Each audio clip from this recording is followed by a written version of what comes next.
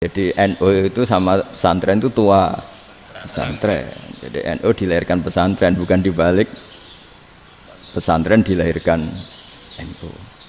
Sehingga barokahnya didirikan pesantren ini, kadang nyuwun sewu sekali Mbah Hasyim itu kadang ide besar beliau itu ora dituruti wong NU.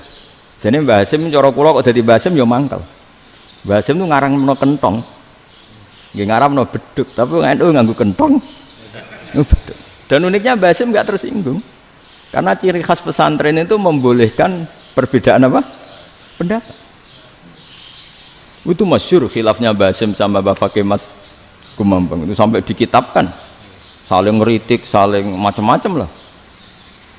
Jadi cara berpikir Mbah Hasyim ketika Nabi rembukan, ini gimana ya cara menentukan waktu sholat ya? Ya pakai kentong ya Rasulullah, dzakalin nasoro itu untuk orang Nasrani. Ya pakai buk itu trompet, dzakalil Yahud itu untuk orang Yahudi. Terus, ada yang lagi pakai api ya Rasulullah, dzakalil Majusi itu orang Majusi. Setelah itu ada orang datang lari-lari cerita mimpi azan tadi. Ya itu terus dipakai sarana pemanggilan sholat ya azan itu. Sehingga Mbah Hasyim menolak kentong. Karena mantas sababi qaumin fahuwa minhum. Beliau keras sekali sampai bilang haram. Beliau judulnya ya haram, Al-Jasus Antakrimin Nakus.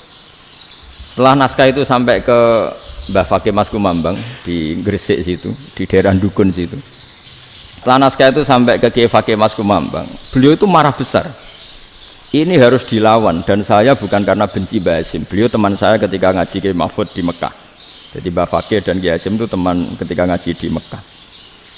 Secara ngelawan tuh lucu, gak ilmiah, tapi gak ilmiah wong alim tetap ilmiah. Di mana-mana serupa itu tidak sama. Ya kalau mungkin zaman Nabi di Madinah itu zaman itu kentong itu identik dengan milik Nasrani.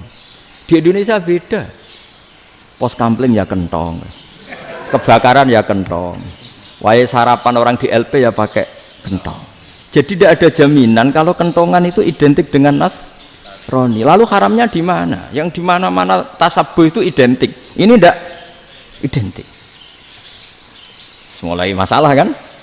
Mulai masalah. Jadi beliau gaya judul Hazruus. Hazruus itu kepala bergeleng-geleng. Sekarangan kok ngene. Jadi sekarangan kok provokatif gitu. Nah. Dan itu Mbah Hasyim ya hormat Mbah Fakih hormat Mbah Hasyim. Saya sendiri secara pribadi itu lebih suka pendapat Mbah Hasyim sebetulnya.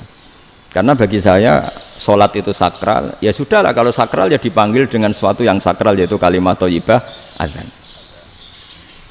Tapi saya tidak akan bilang kalau kentongan itu haram. Karena kalau haram alasannya mirip orang Nasrani. Sementara pos kampling ya pakai kentong, ada banjir ya kentong, ada kebakaran ya kentong. Jadi tidak identik untuk misa atau untuk sholat ala Nasrani. Tapi itu dulu ya rileks saja, dua beliau itu ya saling menghormati, padahal saling kritik. Dan dulu ulama yang beda madhab itu ya saling menghormati. Imam Syafi'i itu kalau sholat di kawasan Masjid Abi Hanifah ya tidak kunut. Ketika ditanya kenapa kamu tidak kunut, sementara engkau berpendapat kunut itu sunat, ikroman di hadal madhab, saya sangat menghormati madhab. Imam Ahmad bin Hanbal itu berpendapat kalau orang pakai bekam, pakai iftisot atau hijamah itu batal sholatnya. Sementara Imam Syafi'i mengatakan tidak batal apa sholatnya atau wudunya tidak batal.